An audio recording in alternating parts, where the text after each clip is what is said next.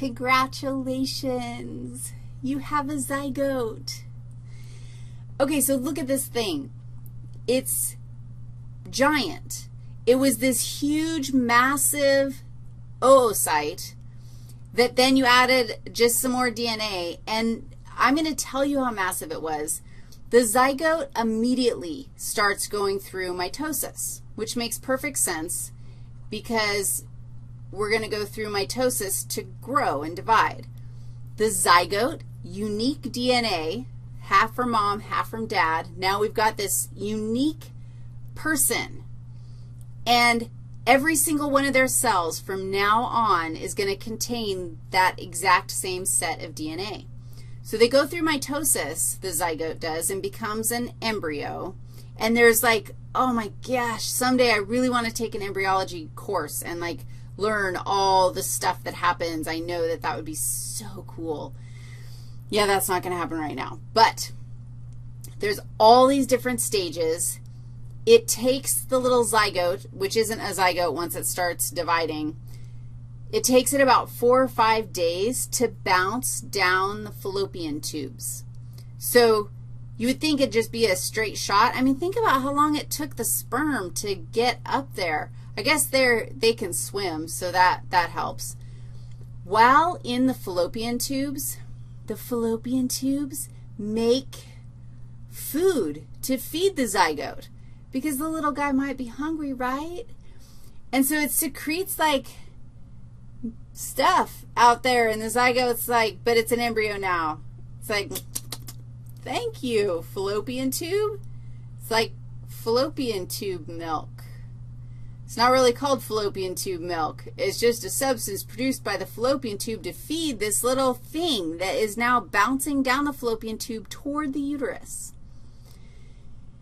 It keeps bouncing. 4 or 5 days later, it arrives in the uterus. It's actually the same size that it was when it left the fallopian tube or when it started, because that oocyte was so huge that nuclear division is taking place and we're making a whole bunch of new cells, but we are just splitting the cytoplasm. There's no growth happening yet.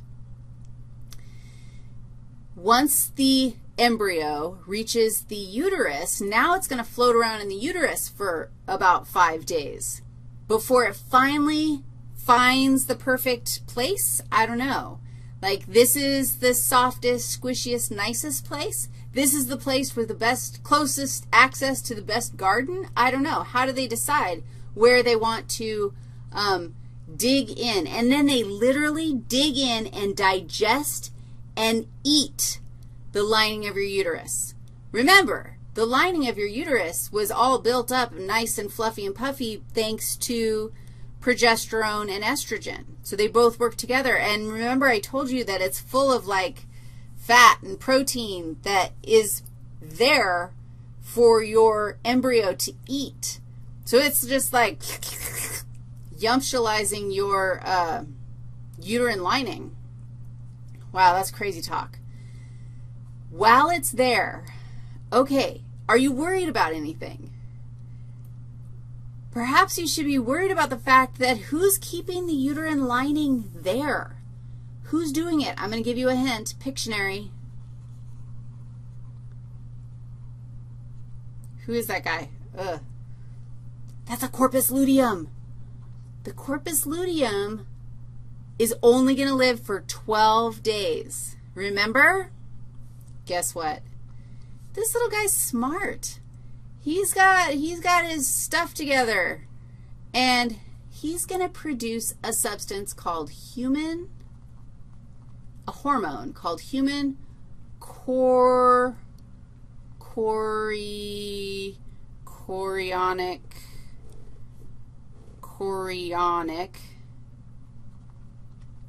gonadotropin, AKA HCG. The embryo is going to produce HCG, and guess what that's going to do?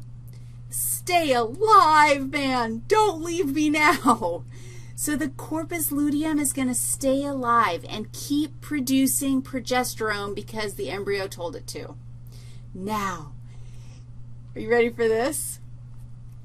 The human chorionic gonadotropin is the hormone or is the substance that's detected on a pregnancy test. So when you pee out on your pregnancy stick, if there is HCG in your urine, it means that there is an embryo in there producing that in order to keep the corpus luteum alive. If the corpus luteum goes away, then you're going to start your period. And if the embryo is embedded in the wall of your uterus, you're going to start your period, and then the embryo is going to come out with the period. So the whole setup is designed to make sure that that does not happen. Now, the uterus actually does make milk. It's called uterine milk, the food that the uterus feeds the embryo. But it's not called fallopian tube milk. I think that's a little unfair. And then, oh, this is cool too. Oh my gosh, it's so funny reading my lecture notes because they're full of exclamation points. And even, like, I just get so excited. It's very real. So, the HCG also causes baby boys to produce testosterone. But only if you're a boy baby, only if you have a Y chromosome will HCG cause you to create testosterone. And then testosterone stimulates the small amount of things that happen during fetal development that make you into a boy if you have a Y chromosome. Like, oh my gosh, you have to go watch the anatomy lecture because we spent the whole, like a whole section talking about how we all start out with, you know, this little embryo starts out with these bipotential gonads, which could be ovaries or could be testes. And HCG is the hormone responsible for telling the bipotential gonad to become testes, not ovaries. And so then you get the gubernaculum. I mean, everybody's got to have a gubernaculum to pull the testes down out into the scrotum before the baby comes out. Thank you, HCG, for doing that work. All right, guess what else? Once the embryo is embedded in the uterus, the corpus luteum isn't going to live forever. The corpus luteum is only going to live for about 3 months. And so it is going to die eventually. And so the embryo's like, dude, I better come up with something quick. And also, the lining of the uterus is very delicious, but it doesn't seem like it's going to last very long, so I better come up with another strategy.